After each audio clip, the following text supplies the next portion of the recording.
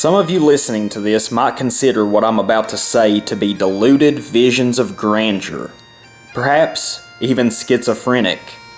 Call it what you will, but I have become increasingly drawn as of late to mysticism, the metapolitical, and metaphysical.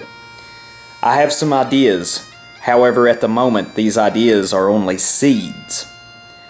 They will require the fertile soil of a people in need of a new way. They will require the cool waters of thought and consideration. Lastly, they will require the sunlight of illumination, trial, and error to germinate. I want to cultivate a new sort of mythos for the heritage Appalachian, and with perhaps some luck and divine inspiration be extended to the native Europeans across the world. I have pondered creating an ideology or philosophy called Appalachianism. There would be much needed for this, and would perhaps take a lifetime to do. It would be the bedrock for the manifestation of a new heritage Appalachian. Front Porch syndicates and a cult of the moonshine jug and AK-47. This will be a metaphysical underpinning for the Appalachianist. Every successful movement in history, all the way from National Socialism and Fascism down to Bolshevism, possessed this. You may call this crazy. Perhaps it is. This may even take centuries to develop. If so, so be it. But perhaps one day, thousands of years from now, historians will look back at these Indo-Appalachians that stormed forth out of the mountains like an endless avalanche, not only to destroy and to conquer, but also for ascension and resurrection. This is my vision. This is my dream.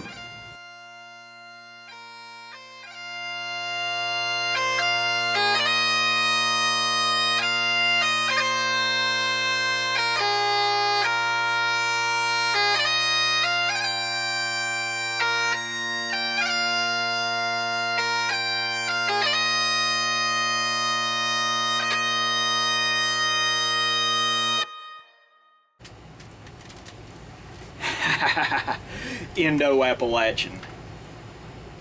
Yeah, I know some of you will say that's crazy. Crazy talk, madness. Man, I'm just having some fun, you know. You can't go through life being serious all the damn time. You'll die at a young age. Constantly stressed out, constantly pissed off. You gotta have some fun. Yeah, I know society, I know civilization, I know our people are in a state of decline, but you gotta have some fun. If it ain't fun, why bother? Can't be serious all the fucking time. But I'm kind of serious. I mean, there is an air of importance in those things that I mentioned at the beginning of this video. I know they sound crazy, but you look at America. Take me a drink of this fine raw milk right here I just got.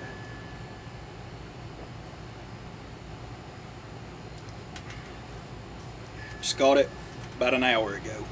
Fresh. Straight out the udder. But you look at the history of like cults and different things in this country, you can make up anything you want practically. There's the Moonies cult. They're centered around the AR-15. There is, I mean, look at the history of Mormonism. You know, you can make up anything you want. The only thing is a matter if those ideas manage to produce roots and take hold. So I'm serious about those things. I find it fun too. Anyways, let's get to it. Happy Father's Day to all you fathers out there and to my old man. I love you. And let's get to it. Let's talk about the front porch and its importance culturally to native Europeans. This is our front porch. There's Loki sunbathing. Got our flowers here. Bird feeders, hummingbird feeders. There's the rocking chairs. Those are pretty much our thrones, you could say. Hummingbird bush with the purple flowers. Azaleas. We've even got ferns. And if you look inside, there's a bird's nest. House finches. But I'm going to wait till dark. We're going to talk about front porch esotericism. I mean this when I say this, but I would rather live in a trailer park in a single wide trailer with a front porch than I would ever want to live in a mansion with no front porch. The front porch is a critical thing to houses or trailers that are here in Appalachia and also by extension across the southern United States. I think of the old plantation style homes with their massive wraparound porches, all the way down to the tiniest of Appalachian shacks that also have a front porch as well. It is classified, well, it is characterized, I should say, as an American sort of phenomena. But I've done some reading, and the front porch stretches back through our history into Europe as well. And to neglect this is to, I believe, making a grave sort of error. Because the front porch, it's an important part of each home, and we have used it throughout our history as a sort of bridge, you could say. The word porch itself comes from the Latin word porticus or the Greek word portico. The ancient Greeks and the ancient Romans would often build these porticos. They would have a shelter, a roof overhead, and they would have columns supporting this roof. And it was an entry point, and it was also a place to rest from the shade, to rest from the sun, I should say. Get yourself some shade. A front porch, of course, should be covered to shelter yourself from the elements. The word veranda, which is another word for porch, is a French word. And this French word is synonymous also with the word gallery. Of course, there are, unfortunately, historians who will attempt to blackwash the native European invention of the front porch.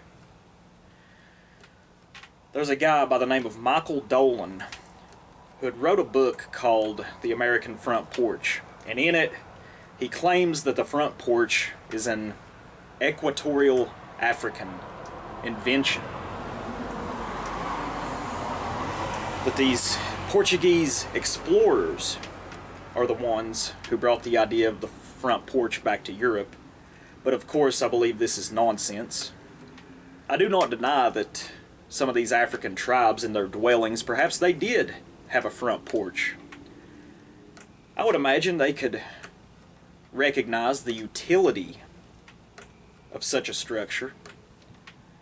But the front porch itself goes back to ancient Europe, and perhaps even beforehand. I also read that Gothic churches would often have porches. I believe they were on the northern, western, or southern sides of the church, the cathedral. And in the south, the southern United States, where the front porch is so predominant. It was used as a sort of gathering place, a meeting area. Of course, it was shaded by the roof before the advent of air conditioning. The same goes for Appalachia as well. Mr. De Silva, Frank De Silva, mentions in the second Bruder Schweigen book that the front porch is an integral and important part of the American household. And I'm not just saying here in the South. People have porches all over this country. The front porch is a gathering place. You know, me and my friends, Patrick and Billy Bob and App Rebel and Appalachian Highlander, my cousin Harry, several others, we've done a series of streams where we talk about Appalachian issues, and we call these the front porch because it is a sort of community thing. The front porch, you know, we bought this house 3 years ago, and my wife was adamant when we were looking for houses that we would have one with a front porch. You see, the front porch is a sort of bridge. It is a place where you can interact with the area around you. Sight lines are a critical component of a front porch. It's also a mixture of the synthetic and the natural. This is why many people, including ourselves, decorate our front porch with flowers. I showed you the bird's nest that is hanging in the fern basket above this camera. It's a sort of portal, you could say. The front porch is also an area of potential confrontation and violence, because it is the gateway to one's hearth, to one's home. I have seen violence meted out on front porches, and I have also meted out violence myself on front porches. In fact, one of the worst, probably one of the most brutal fights that I've ever been in myself was many years ago. Me and my younger brother tried to kill each other on a conflict on our front porch back home. My younger brother was always better at fighting than I was. Fighting my younger brother is kind of like fighting an anaconda. He's long, he's strong, and he's flexible.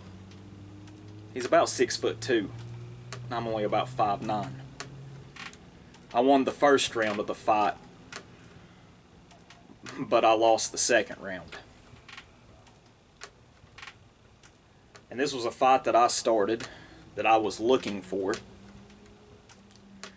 and I ended up taking the L. You win some, you lose some.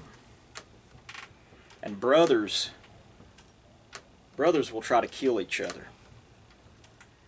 We had a mutual friend there, but he didn't want to get in between us because, and this is a smart observation on his part, and I've heard this as well, that whenever two brothers are fighting, you don't want to get in the middle of it because they'll end up turning on you. So that may have been smart on his behalf. While we were bloody, concussed, busted up, I left. I went home and I slept. Licked my wounds, you could say. But the front porch is also a place of reconciliation.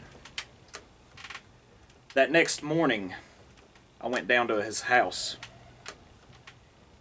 Before I went to work, I caught him before he was going to work. I walk up on the porch, knock on the door. My younger brother, we're both bruised up quite well. Got cuts on us. Swollen. He opens the door and just looks at me. And I just grab him. I give him a hug. And I apologized.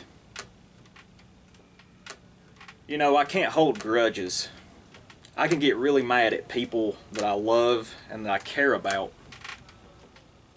But I can't stay mad at them.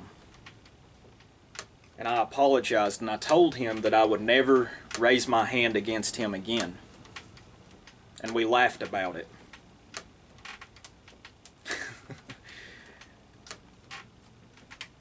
The front porch is also a place of reconciliation. It is also a place of greeting. Whenever I have a visitor that arrives, I always want to greet them on the front porch.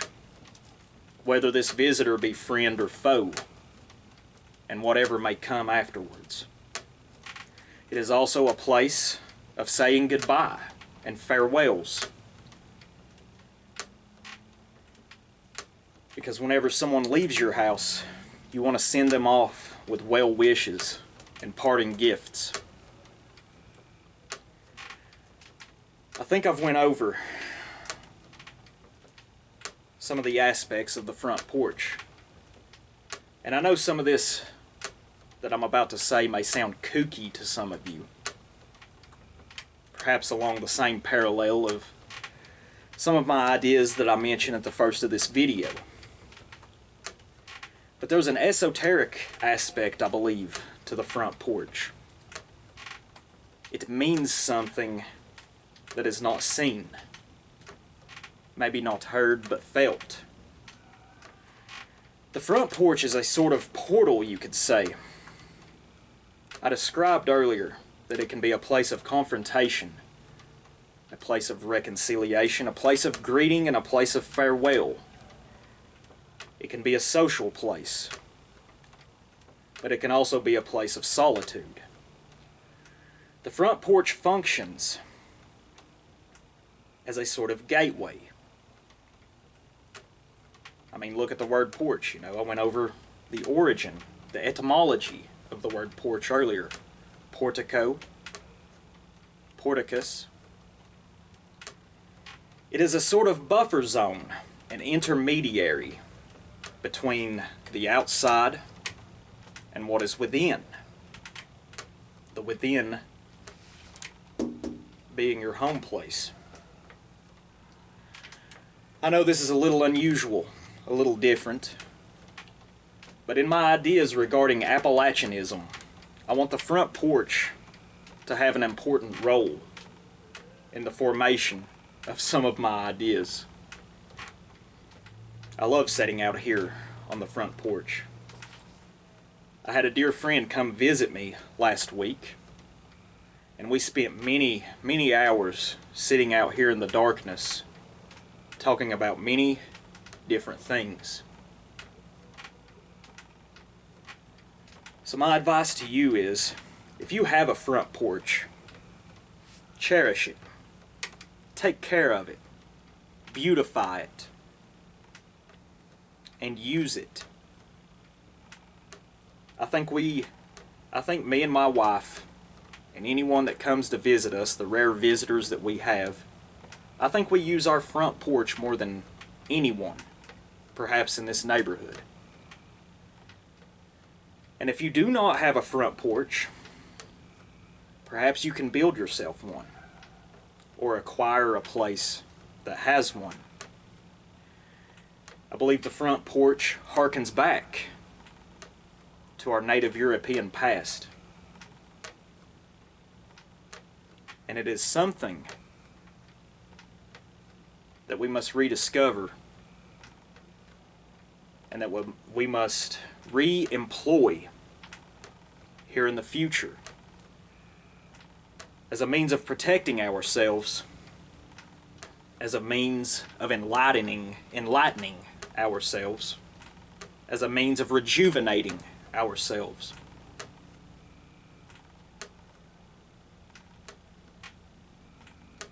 Thank y'all for watching. Bye-bye.